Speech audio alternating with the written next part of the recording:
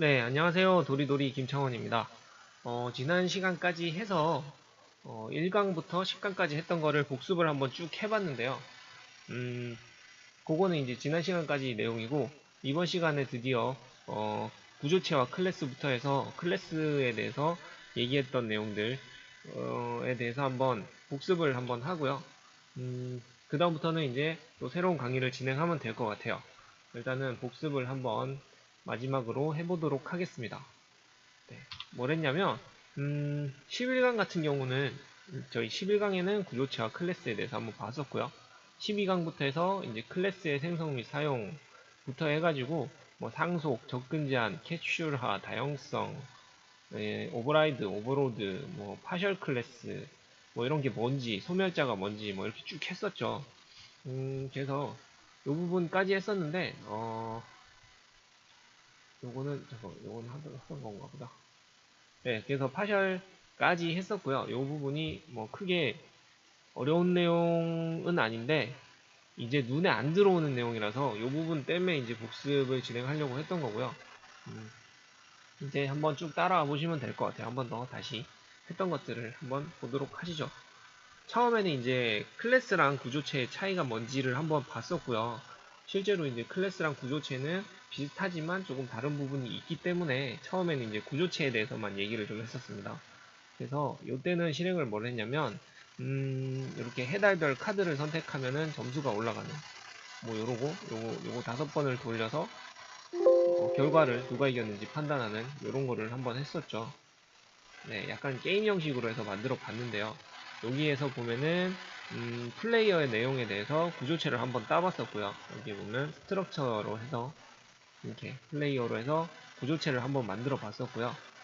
구조체를 쓸 수도 있지만 여기 보면 클래스를 해도 전혀 동작과는 다른 동작이 나오지 않고 똑같이 만들 수 있다라고 표현을 하기 위해서 거의 비슷하게 생긴 클래스를 하나 만들었었어요. 근데 이제 차이가 몇 개 있었는데 구조체 같은 경우는 이제 값을 초기화를 시킬 수가 없다라고 해서 값 초기화가 없었고요. 클래스는 뭐 초기화를 굳이 안 시켜도 되는데 억지로 초기화를 한번 시켰어요. 클래스는 초기화가 가능하다라는 거를 보여드리려고 초기화를 시켰고요. 다른 값들은 거의 똑같이 해서 만들었었어요. 그리고 불러와서 만드는 것도 다 했었고요.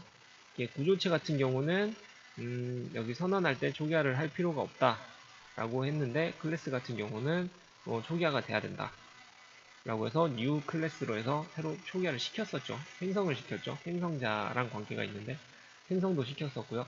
요거 랜덤 함수를 한번 더 써서 난수를 한번 발생을 시켜봤고요. 게임 같은 경우는 난수를 좀 자주 쓴다고 말씀을 드렸었고요. 네, 그래서 여기 보면은 구조체에 그냥 값을 넣어주는 방법, 그리고 클래스에 값을 넣어주는 방법 차이가 없죠. 거의 똑같이 썼어요. 구조체랑 클래스는 거의 차이가 안 나게 썼었고요. 차이가 나는 부분은 선언해주는 부분, 이 차이가 날 거고요. 그 다음에 형태 내에서 초기화를 시켜주는 부분 빼면은 거의 똑같다고 보시면 될 것 같아요. 그리고 클래스 쪽에서는 일부러 처음에 이제 클래스를 생성할 때 값을 초기화를 시켜주니까 초기 값을 넣어가지고 한번 보여드렸죠. 초기 값을 임의로 넣어가지고 값을 볼 수 있게 한번 초기 값을 임의로 넣어봤어요. 이런 식으로. 네, 그래서 구조체랑 클래스랑을 한번 써봤었고요. 불러오는 부분도 거의 다 했고, 요거는 구조체 안에 있는 함수로 호출하는 부분들, 나중에 클래스도 똑같이 썼었고요. 나머지 부분들은 거의 차이가 안 나는 것 같아요. 그래서 내용들이 구조체는 값 타입이라서, 네, 값 타입이라서 new를 선언할 필요가 없고 바로 쓸 수가 있다. 클래스는 참조 타입이라서 new를 선언을 해서 생성을 시켜줘야 된다. 라고 했었고요. 그래서 결론은 기본적으로 쓸 때는 간단한 구조를 정의할 때 데이터에 대한 형태를 정의할 때는 보통 구조체를 쓰고 그 외의 부분은 클래스로, 만약에 함수가 많아지거나 안에 뭐 데이터량이 많아지게 되면은 클래스를 쓰는 게 더 낫다. 그 이유는 이제 앞으로 나올 클래스에서 사용되는 상속이라든지 접근 제한, 캡슐, 다양성, 뭐 파셜 등등 다 클래스 관계된 거기 때문에 클래스를 쓰는 게 더 용이하다라고 말씀을 드렸었고요. 그 다음에 여기다가 이때는 이제 이미지를 로딩하는 이미지 뷰 같은 거 하나 썼었던 것 같은데 요거 픽처 박스 하나 썼었죠. 저희가 픽처 박스를 써서 거기다가 이미지를 로딩해주는 방법들, 그 때문에 이미지를 일부러 여기다 넣어놨어요. 아니면은 저희 리소스 부분 안에다가 하나 넣어놨었을 거예요. 저희 실행 파일 안에 보면 제가 업데이트 시킨, 잠시만요. 여기 실행 파일 안에다가 어디다 넣어놨었는데, 여기 해달별 이미지 이거 사용하시라고 만들어서 넣어놨어요. PPT에 있는 거 긁어다 쓰셔도 되고요.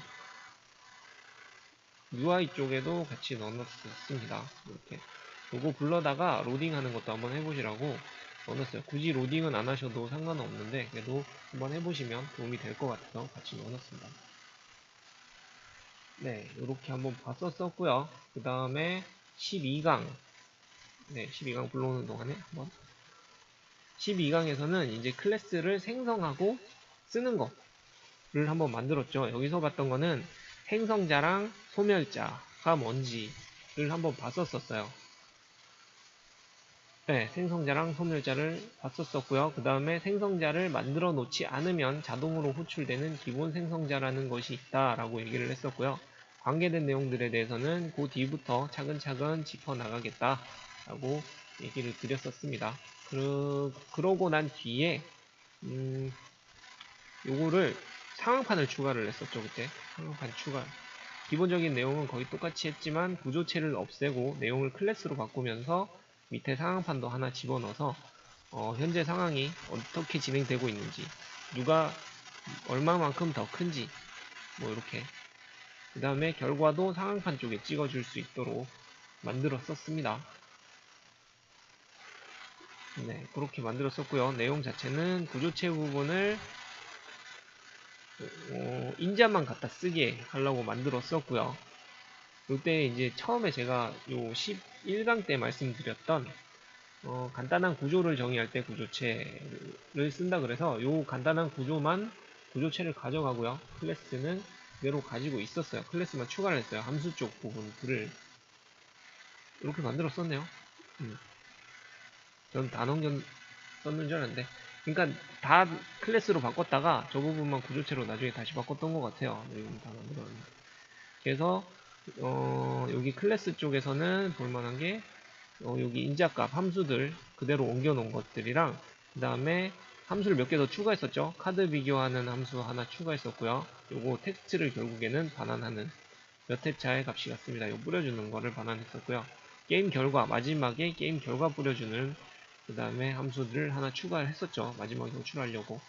그거 외에 추가된 거는 클래스의 부분, 여기 생성자 들어오는 부분이랑 그 다음에 소멸자 들어오는 부분인데, 요거는 실제로 이제 화면에 UI에 찍어주는 부분은 아니었고요. 콘솔 라이트 라인이니까 콘솔 화면에 찍어주겠죠.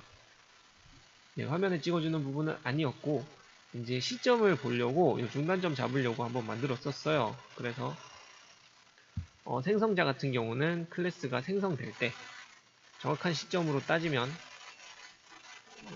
여기 폼 안에서 요거 호출할 때, C플레이어라는 놈을 호출할 때, 요거 생성할 때, 요 부분이죠.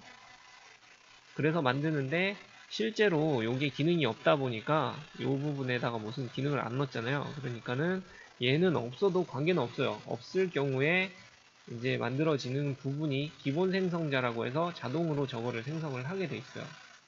나는 모르지만 프로그램은 생성을 하고 넘어간다는 거죠. 그래서 생성자 한번 봤었고요.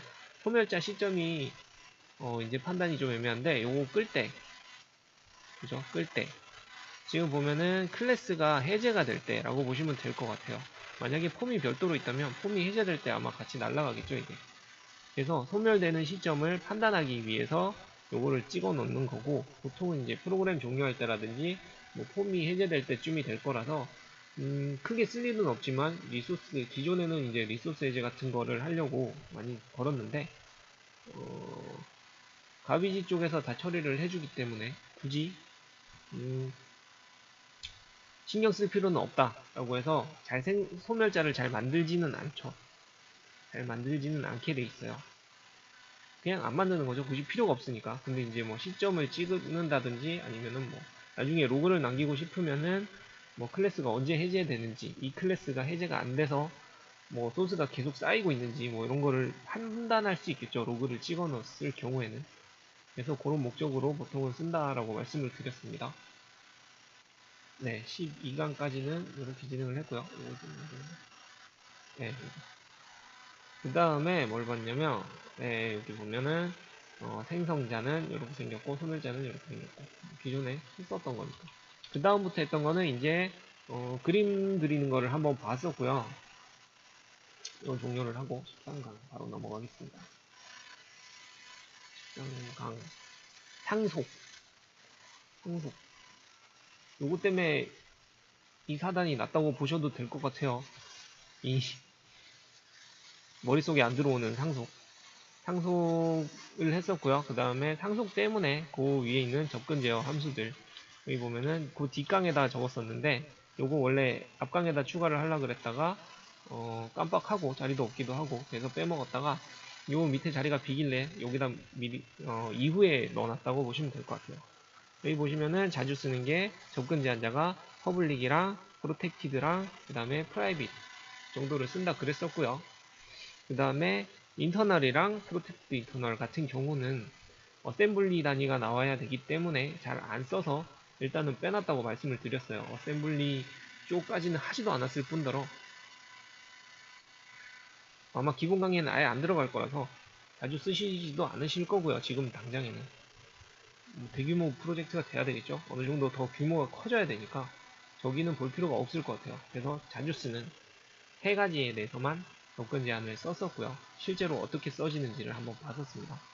그 다음에 상속에 대해서 얘기를 했었고요. 상속은 부모 클래스의 내용을 상속받은 자식 클래스가 물려받는 것이라고 해서 여기 클래스 하나 만들고 얘를 파생시켜서 얘를 만들고 얘를 파생시켜서 얘를 만들고 뭐 이렇게 아니다 베이스 클래스를 하나 만들고요. 여기 있을 거 베이스 클래스를 하나 만들고 요거를 상속받아서 여기 원 사이클 클래스를 하나 만들고 그 다음에 사이클 클래스 하나 만들고 사이클 클래스에서 상속을 한 번 더 받아서 카 클래스까지 원래라면 이제 순차적으로 상속을 받으려고 했었는데 이렇게 여러 가지 상속이 가능하다고 보여드리려고 쪼갰죠. 이거를 일부러 쪼갰었어요. 그래서 소스가 약간 지저분해지기도 했었는데 어쨌든 설명드리려고 만든 거였죠. 그 다음에 그림 그리는 거 한번 했었고요. 그냥 판넬에다가 저희가 동그라미 그리고 사각형 그리고 뭐 이렇게 했었는데 그 사각형 그리고 하는 거에 대한 좌표점을 찾기 위해서 요 그림은 추가로 계산을 해서 넣어드렸었고요. 요거는 시작점 좌표점 기준이고요. 동그라미도 그냥 동그라미가 찍히는 게 아니고 여기 사각 보이지 않는 사각형을 기준으로 동그라미를 그리게 돼 있다 라고 말씀을 드렸었습니다. 그래서 도형이 가지고 있는 좌측 상단의 위치를 기준으로 계산을 해서 넣어 드렸었고요. 그 다음에 여기 보면 베이스 클래스 하나 만들었고요. 그냥 내용만 있는 껍데기 하나 그냥 안 알맹이가 없는 약간 구조체 비슷한 느낌의 클래스를 하나 만들었었고요. 여기다가 알맹이를 채워서 원 사이클을 하나 만들었었죠. 상속받은 것들은 안 썼고요. 기존에 상속받은 거를 갖다 쓸 수 있기 때문에 안 썼었고요. 그 다음에 여기에 보면은 이제 상속받은 거를 기준으로 필요한 내용들을 추가를 했었어요. 함수 생성자를 새로 추가를 했고요. 여기다가 그 다음에 함수들 만들었고요. 근데 이제 외부에서 여기 메인 폼에서 접근하기 위해서 퍼블릭이라는 놈을 써서 접근을 했고 메인 폼에서 볼 필요가 없는 애들은 없는 친구들은 프로텍티드로 만들었었죠. 네. 프로텍티드랑 프라이빗의 차이점은 여기 보면은 프로텍티드 얼핏 보면은 프로텍티드가 좀 더 폐쇄적인 느낌인데 실제로는 프라이빗이 좀 더 폐쇄적인 느낌이다 라고 보시면 되고요. 프로텍트는 상속받은 애들끼리는 접근이 가능하고요. 근데 이제 프라이빗 같은 경우는 내부 클래스 안에서만 볼 수 있다라고 보시면 될 것 같아요. 네, 그렇게 썼었고요. 그 다음에 베이스를 상속받은 베이스를 상속받은 서클이라는 놈을 사이클이라는 놈을 하나 만들었고요. 그 다음에 카 같은 경우는 사이클이라는 베이스를 상속받은 사이클을 다시 한번 상속받아서 카라는 놈을 만들었었죠. 그래서 추가한 것들은 생성할 때 이제 여기 선언해 주는 위치 값들만 조금 다 바꿨었고요. 그 다음에 기존 거 그대로 다 쓰면서 여기 fmove라는 함수를 상속은 받았지만 이때는 저기 오버라이드 같은 경우를 사용을 하지 않았기 때문에 오버라이드 맞죠? 네, 오버라이드를 쓰지 않았기 때문에 new라는 함수를 추가를 해서 new라는 그 뭐라고 해야 되냐 키워드를 추가를 해서 새로 생성을 해줬어요. 기존의 거 무시하고 새로 만들어줬었어요. 이때는. 그리고 프로텍티드로 돼 있는 것 중에서 요거를 새로 만들었었죠. 두 번째 게 있기 때문에 두 번째 좌표를 옮기는 함수를 하나 새로 만들었었죠. 그리고 여기 new라고 생성되어 있는 fmove 쪽에다가 함수를 하나 더 추가했어요. 바퀴가 추가됐기 때문에 몸통이 추가됐기 때문에 네, 이런 식으로 새로 다 만들면은 분량이 많아지는데 이 분량들을 상속받아 왔기 때문에 추려놨다라고 보시면 될 것 같아요. 그래서 얘랑 얘 같은 경우는 분량이 뭐 개수의 차이가 있을 뿐이지만 내용은 거의 같은 내용들이고요. 한 개씩 더 늘어난 거고 함수도 거의 비슷한 함수들이 추가되어 있고요. 근데 이제 사이클을 상속받은 카 같은 경우에는 함수 분량이 확 줄었다고 보시면 될 것 같아요. 쓸데없는 함수들, 기존에 이제 상속받은 함수들은 그대로 쓸 수 있기 때문에 다 뺐죠. 네, 그래서 상속에 대한 내용을 좀 했었고요. 그 다음에 이제 제가 질문으로도 좀 많이 나오고 한다는 오버라이딩과 오버로딩 같은 경우 헷갈리기도 헷갈리고요. 발음이 비슷하기 때문에 이제 간단하게 보시면은 상속이 오버라이딩 관련된 거다라고 보시면 될 것 같아요. 제가 그렇게 설명을 드렸었던가 모르겠네요. 오버로딩으로 설명을 드렸나? 오버로드 같은 경우는 어떤 거냐 라고 말씀을 어떻게 드렸었는지 기억이 안 나는데 일부러 오버로딩을 쓰려고 함수를 하나 추가를 했었던 것 같아요. 원사이클 쪽에다가 펜 함수를 추가를 했었는데 네, 오버로딩 같은 경우는 여기 보시면은 동일한 이름의 메소드를 가지고 있는데 인자가 틀려요. 그쵸? 동일한 메소드라고 하면은 요 메소드 이름이 다 동일한데 요 세 개가 다 똑같죠. 근데 요 뒤에 있는 인자 값들이 틀린 거죠. 인자 값들이. 그래서 외부에서 호출할 때는 메인 폼에서 호출할 때는 이거 어디서 바꿨는지 기억이 안 나요. 잠시만요. 찾아가지고 F 판넬 인포를 보면 참고로 나오겠죠. 네. 여기에서 이제 인자들을 호출을 할 때는 이런 식으로 여기 개수가 나온다고 함수 개수가 나오고 함수 뒤에 들어가는 인자 값들이 다르게 나온다라고 해서 실제로 여기서는 저희 클래스 그냥 스트링이라든지 뭐 이런 것도 보면은 오버로딩 받은 애들이 많잖아요.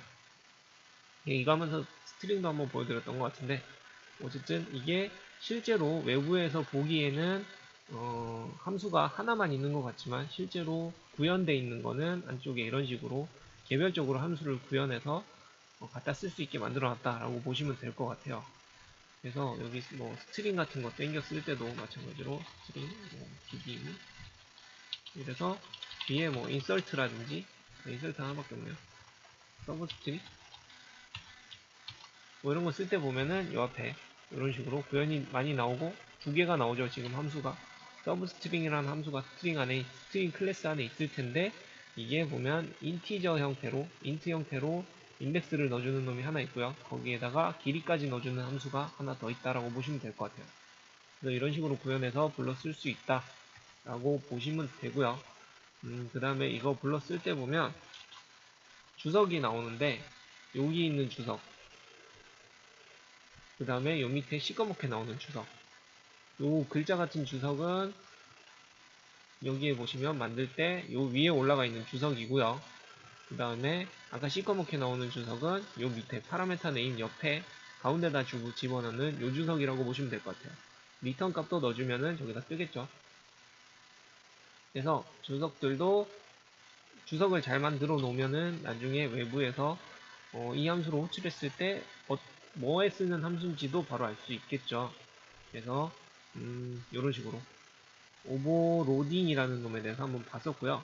오버라이딩은 기존에 제가 저번 강의 때는 방금 전에 설명을 드렸으니까 좀 전에 설명드렸던 거는 아까 카 쪽에 새로 생성할 때 보면은 요거를 new로 해서 생성을 했잖아요. 새로 만들었는데 실제로 상속을 받으면은 새로 정의할 수 있게 돼 있어요. 기존의 거 갖다 쓰면서 새로 정의하는 게 아니고 기존의 걸 갖다 쓰면서 사용할 수 있게 돼 있는데 재정의라고 하죠. 재정의. 그래서 오버라이드를 하게 되면은 여기 베이스 함수를 호출해서 베이스 기존에 있는 베이스 요 바로 윗단계에 있는 요 함수로 호출을 해서 여기다가 인자값을 집어넣고 기존 함수를 그대로 태우고요. 그 다음에 추가되어 있는 것만 추가를 하면 돼요. 저번 강의 때는 네, 이런 식으로 얘들을 다 만들었었죠. 근데 이제 이전에 있는 놈을 한번 호출해서 다 불러오고요.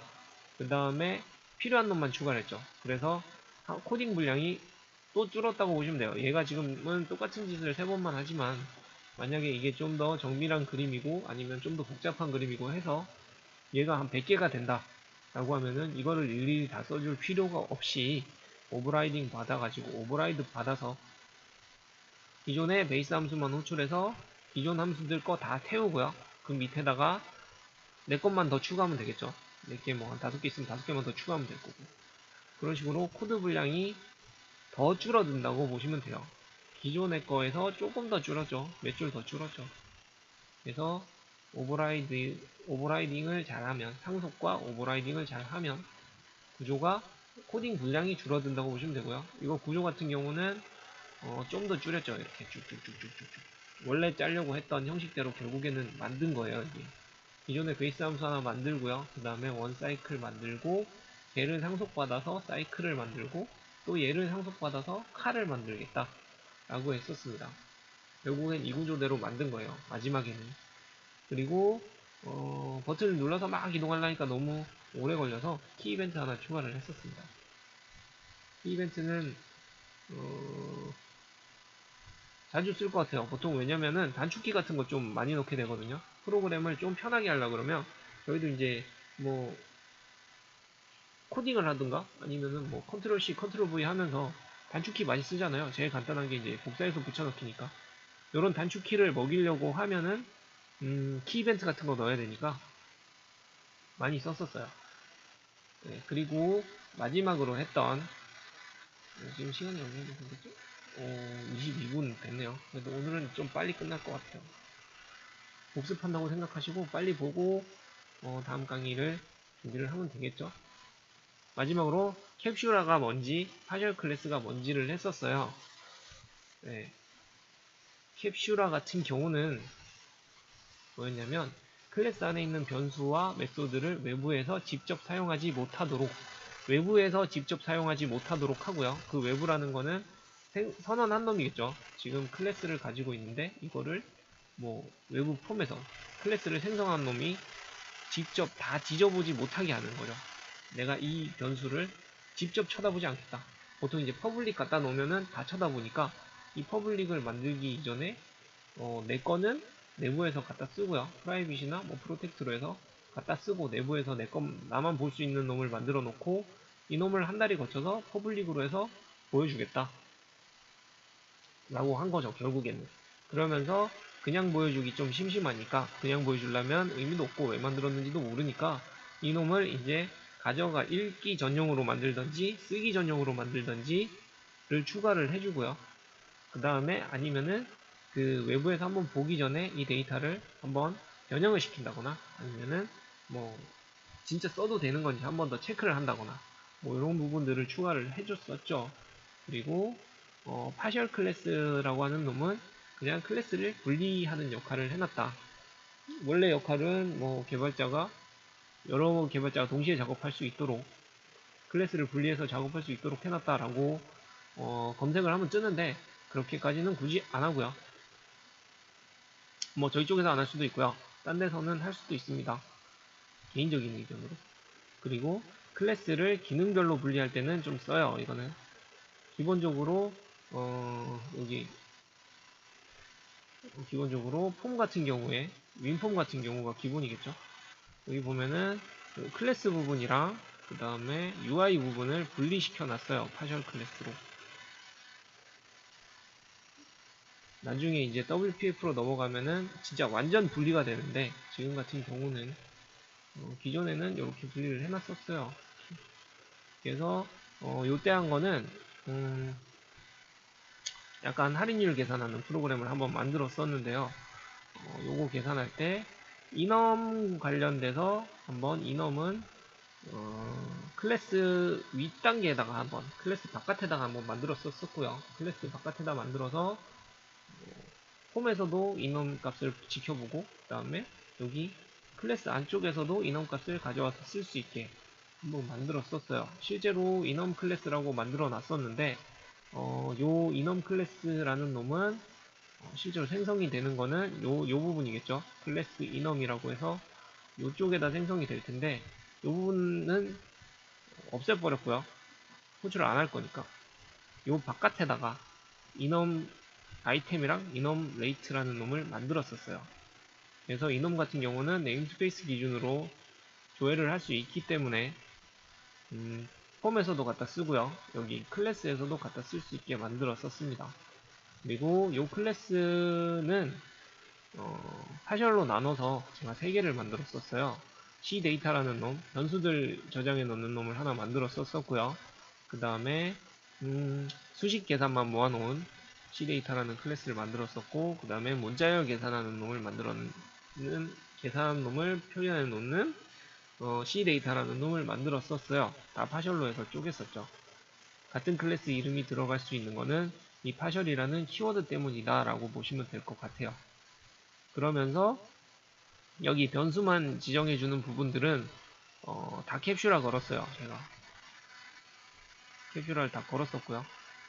그래서 기존에 이제 여기 비주얼 스튜디오 최신 버전으로 해서 캡슐화를 걸었을 때 나오는 부분들이랑 예전에 나왔던 부분들, 그 다음에 안에 값들 한번 체크하고 넣는 부분들이라든지 아니면 값을 변형해서 넣는 것들을 했었습니다. 실제로 내부적으로 가지고 있는 거는 이 부분을 가지고 있다고 보시면 되고요.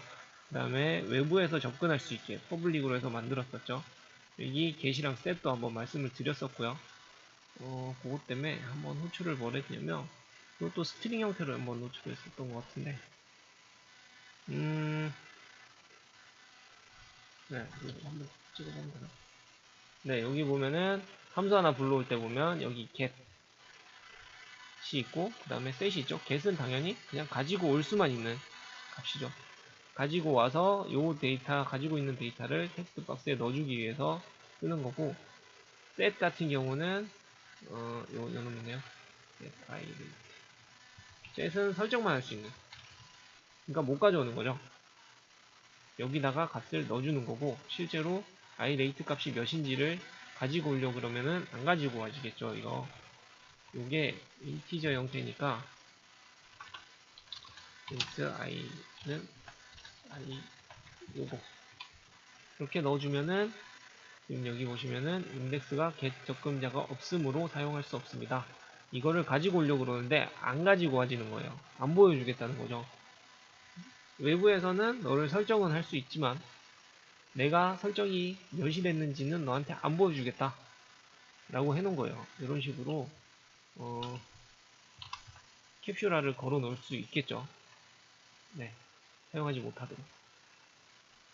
네, 이렇게 만들었었습니다. 지금까지가 처음부터 진행을 했던 내용이고요. 두 강의로 해서 한번 복습을 해봤는데 생각보다 많이 진행을 했었죠. 이게 시간도 좀 많이 걸리기는 했는데 한 번씩 예제를 하면서 천천히 따라오시면은 그래도 많이 도움이 되실 것 같아요. 저도 이거를 강의를 만들면서 약간 세세하게 짚어가는 부분들이 있기 때문에 도움이 되는 것 같아요. 그래서 앞으로 이제 제가 뭘 할 거냐면 기본 강의이기 때문에 약간 고급 스킬들이라 그래요. 고급 기능들, 자주 쓰는 기능들. 요거는 조금 뒤로 갈 거고요. 제가 하고 싶은 거는 그 C샵이라는 프로그램으로 비주얼 스튜디오라는 프로그램을 가지고 어떤 기능들을 구현할 수 있다 라는 거를 보여드리려고 하거든요. 이게 그거를 다 구현을 해드리고요. 지금 이제 어디까지 했냐면 제가 지금 앞으로 할 예정인 게 지금 보면은 문자열 다루는 거 했었고요. 그 다음에 데이터 타입 같은 거 다 했고, 프로그램 함수 쓰는 것도 했었고, 연산자도 계산했었고요. 열거형 썼었고, 주석이나 뭐 배열 썼었죠. 배열 썼었고, 조건문 if, else, for, each, while, do while, 뭐 조건문, 반복문 다 썼었고요. 그 다음에 클래스까지 했었어요. 클래스까지 해서 기본적인 프로그램은 다 만들 수 있으니까 이제 이제는 뭘 할 거냐면 외부에서 뭔가 가지고는 외부에서 프로그램 밖에서 당연히 텍스트 로딩이라든지 아니면 텍스트를 라이팅하는 이제 파일 만드는 그런 것들을 외부에서 갖고 오는 것들을 한번 할 거고요. 그 다음에 이제 타이머나 스레드 같은 걸 좀 돌려가지고 요즘에 PC 보면 뭐 멀티 스레드 코어가 몇 개 막 이런 식으로 많이 나오잖아요. 그래서 동시에 몇 가지 작업을 수행할 수 있는, 지금은 뭐 프로그램 하나를 돌리면은 얘가 지금 먹통이 될 텐데 그거를 먹통이 안 되는 선에서 뭐 동작할 수 있는 그런 거를 좀 할 거고요. 그 다음에 할 거는 이제 폼들을 추가로 몇 개 더 내보는, 당연히 프로그램이면은 뭐 이렇게 폼이 하나만 있는 간단한 폼에다가 그냥 뭐 팝업 알람만 띄우는 이런 거를 할 수도 있지만 기본적으로 여러 가지 폼이 들어가야 되겠죠. 팝업이 여러 개도 떠야 될 거고. 그래서 그런 것들을 호출을 하면서 그거를 호출을 하게 되면 뭐가 되냐면 이벤트 대리자라는 놈을 강제로 해야 될 수밖에 없게 돼요. 만약에 안 하게 되면 몇 가지 방법이 있기는 한데 약간 프로그램 효율이 별로 없어지니까 결국에는 그때쯤 되면은 델리게이트라는 놈도 알아서 공부를 할 수밖에 없게 되죠. 네, 일단 그 정도로 지금 강의를 생각하고 있고요. 그 정도까지 하면은 기본적인 내용은 어느 정도 다 빠지는 것 같아요. 그 다음에는 이제 약간 고급 과정이라고 해야 되나? 중급 과정, 초급 과정은 살짝 벗어나는 것 같아요. 기본적으로 프로그램 가지고 할 수 있는 내용들은 어느 정도 진행을 하는 것 같고요.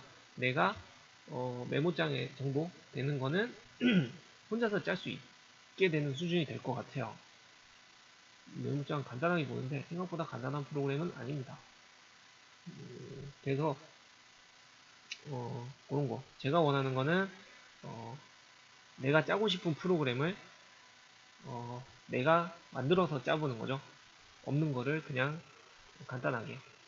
그러니까 뭐 되게 복잡할 필요는 없을 것 같아요.